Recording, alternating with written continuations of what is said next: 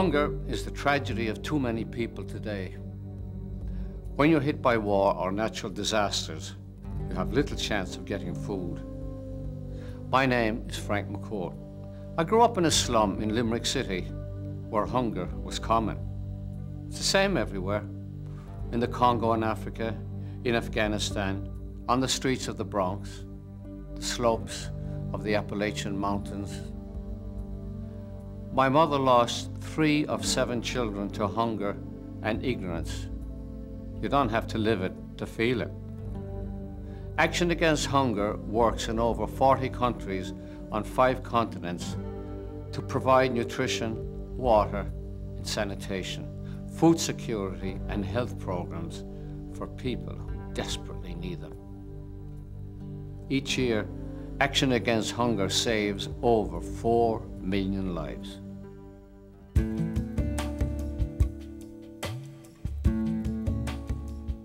In Congo, every day is a miracle for us because we have so many malnourished children in our therapeutic centers. And those children, we're nourishing them, we're taking care of them on a 24-hour basis. And a month later, when I go back, I see those babies healthy, smiling, and ready to go. And it is touching, and it is very powerful. There are a lot of people in the world who still don't have enough to eat on a daily basis. About 800 million plus people. And then there's approximately 1.2 billion people that live on less than $1 a day. And really, this is not a problem of that we don't have enough food in the world. I think we produce enough food in the world to feed maybe 7, 8 billion people. But it's really a problem of access. Yesterday or Sunday we went shopping. We went shopping down 6th Avenue, I guess, I'm not sure which one. And I looked in all the stores, I saw all of these things in the stores. I saw all the people walking up and down the street. I saw everybody being able to buy food, being able to drink water, being able to go to the bathroom when they needed to go to the bathroom in a safe and secure way. And yet I know that there are many millions of people who don't have those same advantages. This is our world, and we cannot accept that while we're living comfortably in our own homes in New York, in Texas, in San Francisco, wherever it is, that we cannot forget the fact that half of the world's population is suffering on a daily basis.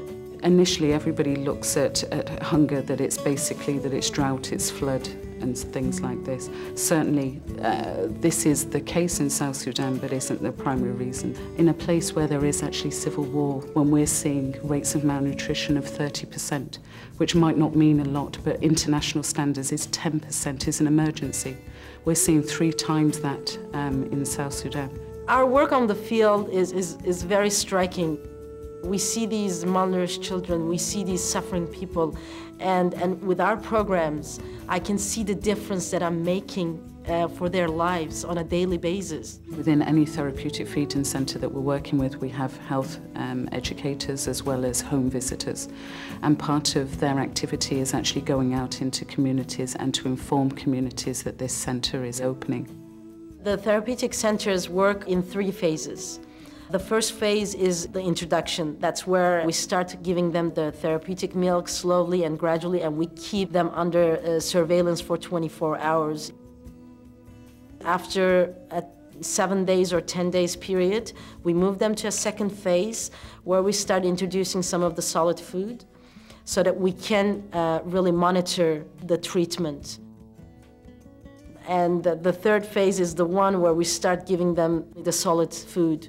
Right now, for example, in my programs in the Eastern Congo, we have a 92% recovery rate. I went into the center one day and I saw a child walking through the center, a little girl about 5 years old, 4 or 5 years old. And she was carrying something and I thought she was playing with a doll, like any other little girl, any other place in the world. And then I went up to her to say hi and to ask her how she was doing. And I realized that she wasn't carrying a doll, she was carrying a brick, because she had no doll. So she was feeling well enough, having gone through the entire program, to now be returned to a life, her normal life as a child, but she still had no doll.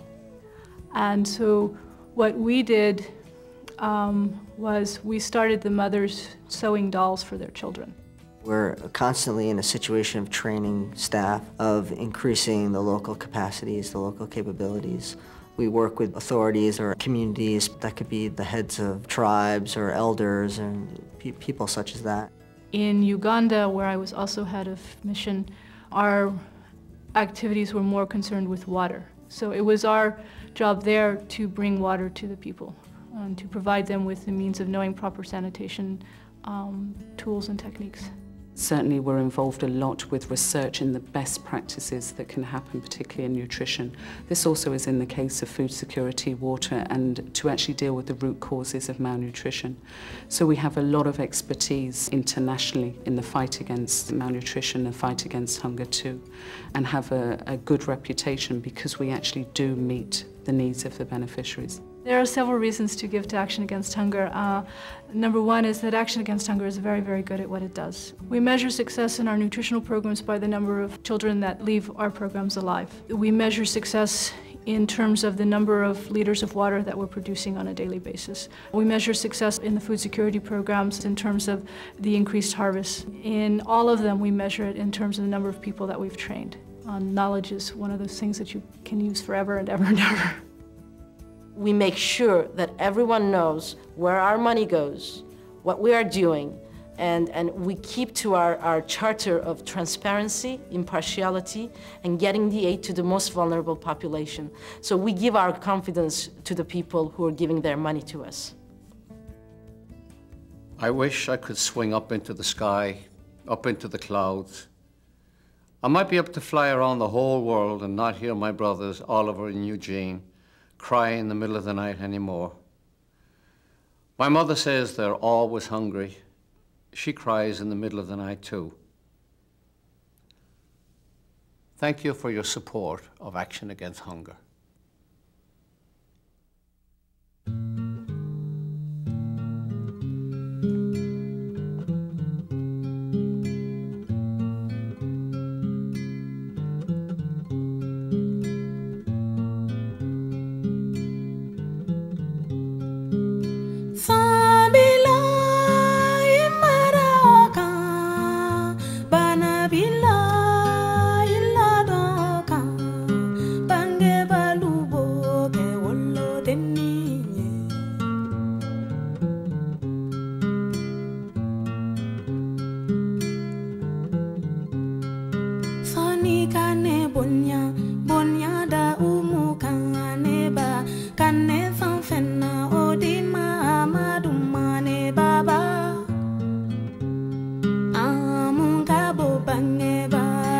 Munne